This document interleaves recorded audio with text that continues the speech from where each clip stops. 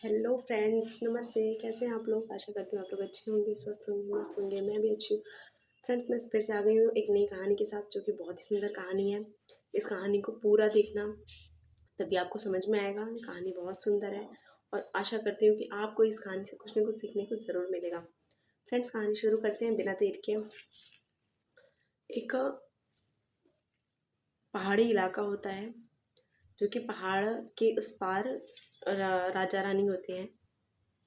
रानी एक सुंदर सी कन्या को जन्म देती है, जो कि बहुत सुंदर होती है। उसकी आंखें नीली नीली होती हैं और वो सुंदर होने के साथ साथ वो बहुत भाग्यशाली भी होती है।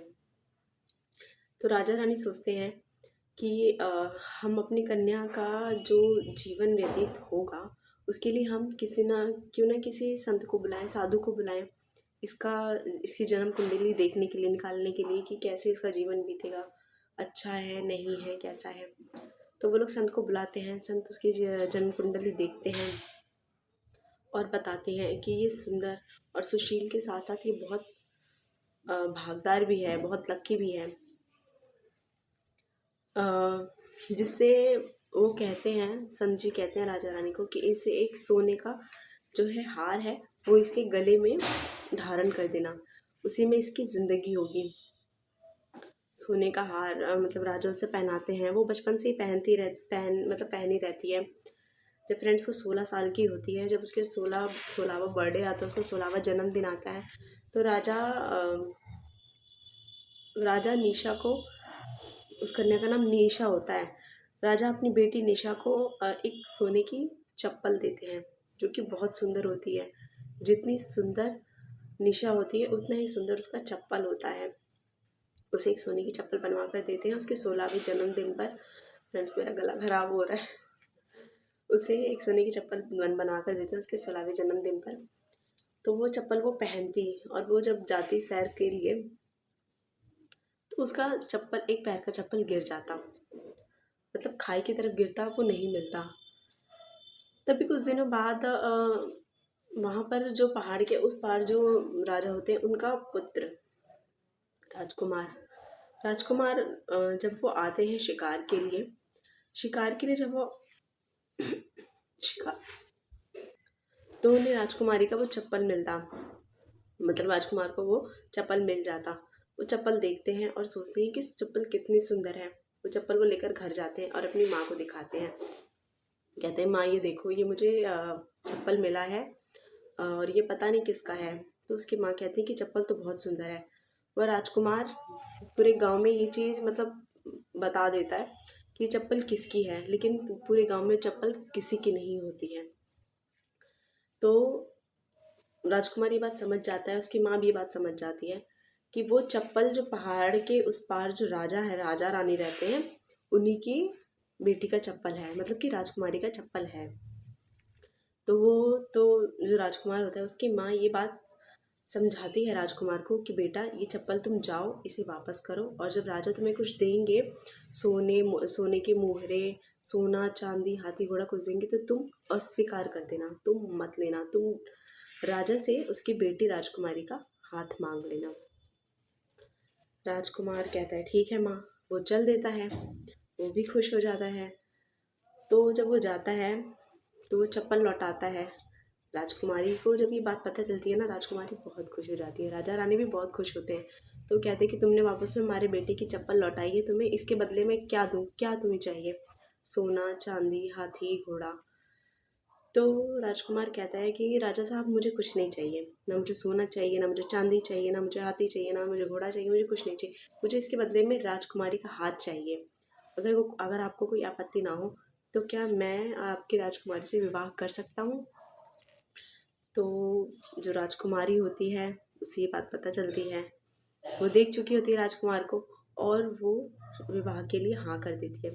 तभी बहुत धूमधाम से राजकुमारी का और राजकुमार का विवाह होता है। उसके बाद में जब राजकुमार विवाह कर लेते हैं, तो कुछ दिनों के बाद वो अपने जो उनके फादर इन लॉ होते हैं, मतलब उनके जो ससुर होते हैं, उनसे वो इजाज़त मांगते हैं कि अब वो अपनी दुल्हन को लेकर अपने घर जाना चाहेंगे। तो वो वहाँ से निकल जाते हैं। लेकिन जब वहाँ राजकुमारी जाती है, तो वहाँ वो एक चीज़ दिखती है जिसका राजकुमारी को दुख होता है। कि राजकुमार का पहले से ही विवाह एक हो चुका था, लेकिन वो इतनी अच्छी इतनी सुंदर नहीं थी।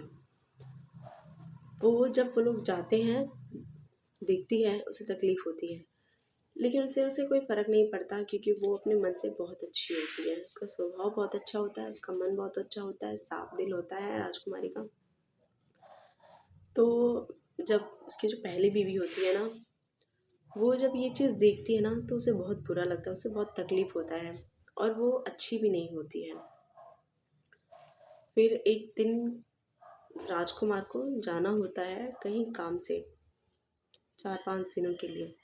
तो जो राजकुमार की पहली बीवी होती है वह निशा से मिलने के लिए आती है, उससे मिलती है, बातचीत करती है, अच्छा व्यवहार बनाती है। तो जो राजकुमारी होती है निशा, वो अपने जो गहने होते हैं, गहने मतलब जो भी वो अपने मायके से सामान लेकर आती है, शादी में से जो भी मिला होता है ना, वो अपने मतलब अपनी अपने हस्बैंड के जो उसके हस्बैंड की पहली वाली वाइफ होती है उसे वो दिखाती है। वो देखती है तो वो कहती है कि ये क्या निशा, तुमने ये हार तुम हमेशा पहनती हो सोने का, इसे नहीं उतारती? तो निशा बताती है कि ये हार में उसका जीवन है, अगर वो ये हार उतार देगी तो उसका जीवन समाप्त हो जाएगा, उसके जीवन में कुछ नहीं बचेगा। वो ये चीज़ बताती है अपने मतलब अपने पति के पहले वाली बीवी को। तो वो ये चीज़ मन ही मन सोचती है कि क्यों ना इस हार को चुरा लिया जाए। अब वो खुद तो चुरा नहीं सकती थी, तो वो जब वो जाती है और अपनी सेविका के भेजती है कि ये हार चुरा लेना। उसकी सेविका आती है और वो हार चुरा लेती है। दोस्तों, चुराने के बाद क्या होता है, राजकुमारी मृत हो जाती है। उसके बाद में वो तो मृत हो जाती है। उसके सास ससुर जब उसे सुबह मिलने आते हैं तो वो मतलब दरवाज़ा नॉक करते रहते हैं, खटखटाते रहते हैं, लेकिन दरवाज़ा नहीं खुलता, राजकुमारी नहीं खुलती है। वो कैसे खुलेगी जब वो मृत हो चुकी है? तो वो उन लोगों को जब ये बात पता चलती है, वो लोग अंदर जाते हैं, देखते हैं कि राजकुमारी नहीं उठ रही है, राजकुमारी सोई की सोई है, उसे उठाते हैं तो वो मृत हो चुकी होती है। वो मृत होने के बाद में उन लोगों को बहुत दुख होता है, वो लोग फूट फूट कर रोने लगते हैं। लेकिन वो क्या करें, वो संस्कार भी नहीं कर सकते कि संस्कार कर दे अपनी बहू का, नहीं कर सकते वो लोग। वो अपने बेटे का इंतज़ार करती है, जब हमारा बेटा आएगा तभी हम संस्कार करेंगे। लेकिन ये क्या होता है, उसे ले जाके जो मतलब उनके घर का पीछे वाला दरवाज़ा होता है, उस पीछे वाले दरवाजे पे ले जाकर वहीं पर राजकुमारी को लिटा दिया जाता है, वहीं पर उन्हें रखा जाता है। लेकिन लोग ये देखते हैं, राजा रानी ये देखते हैं, राजकुमार के जो माता पिता होते हैं राजा रानी, वो लोग ये देखते हैं कि शरीर में तो कोई बदलाव नहीं है, शरीर ठंडा पड़ चुका है, शरीर वैसा का वैसा ही है। वो लोग मतलब उन लोगों को बहुत दुख होता है और राजकुमार को आने के लिए भी समय होता है। वो लोग राजकुमार के आने का इंतज़ार करते हैं कि जब वो आएंगे तभी संस्कार करेंगे हम, अर्थात अभी नहीं करेंगे। उसके बाद में जब वो आता है तो वो रोज़ रात को अपनी बीवी के पास जाता है, मतलब राजकुमार राजकुमारी के पास जाता है। उसके बाद में जो राजकुमारी होती है वो दिन भर तो मरी रहती है, लेकिन वो रात को ज़िंदा हो जाती है। कभी वो उसके पास जाता, कभी वो दूर से उसे बैठकर देखता, रोता। तो एक दिन ऐसा आया कि जो राजकुमारी होती है वह राजकुमार मतलब राजकुमार को उसे पता नहीं होता कि वो राजकुमार है, लेकिन वो उठती है, जाती है। तो राजकुमार को ये चीज़ का इस चीज़ का आभास होता है कि राजकुमारी चल रही है। तो वो जाता है राजकुमारी के पास, तो राजकुमारी बताती है कि मेरा ये हार किसी ने चोरी कर लिया है, इसीलिए मैं मृत हो गई हूँ। मैं रात में जिंदा हो जाती हूँ और सुबह में मृत हो जाती हूँ। तो राजकुमार राजकुमारी को कहता है कि तुम चिंता मत करो, ये हार मैं ढूंढ कर लेकर आऊँगा और तुम्हें पहनाऊँगा। तो राजकुमार जाता है 4 बजे से पहले पहले, क्योंकि जब 4 बजता ना, 4 मतलब पहली किरण उगती उसके पहले ही वो पहन लेती। जो सेविका थी पहली वाली, राजकुमार की पहली वाली बीवी की जो सेविका थी, वो सूरज उगने से पहले उसे पहन लेती। तो मृत हो जाती थी राजकुमारी। तो जो राजकुमार होता ना वो जाता और ढूंढता, सबको आदेश देता कि सबको लेकर आ जाए, पर पूरे महल का चप्पा चप्पा छान ना जाए। चप्पा चप्पा छाना जाता है और फिर हार मिल जाता है और सेविका को बंदिश बना लिया जाता है। सेविका डर जाती है, वो सारी सच्चाई बता देती है कि कैसे हार उसने चुराया, क्या हुआ, उसे कैसे आदेश किसने दिया, सब कुछ वो बता देती है। तो राजकुमार अपनी पहली बीवी को कारावास में डालने का आदेश देते हैं। पूरी मतलब उम्र कैद की उन्हें सज़ा मिल जाती है। दोस्तों यही होता है, कहानी यही ख़त्म हो गई है। और यही होता है कि हमें किसी के साथ गलत नहीं करना चाहिए। अपने आप को सुधारो, अपने आप को देखो और किसी को देखकर जलो मत। फ्रेंड्स कहानी यहीं तक थी, कहानी ख़त्म हो चुकी है। मिलते हैं नेक्स्ट वीडियो में। अगर आपको कहानी अच्छी लगी हो तो चैनल को सब्सक्राइब करना, वीडियो को लाइक करना और ज़्यादा से ज़्यादा शेयर करना। Bye bye, thanks for watching.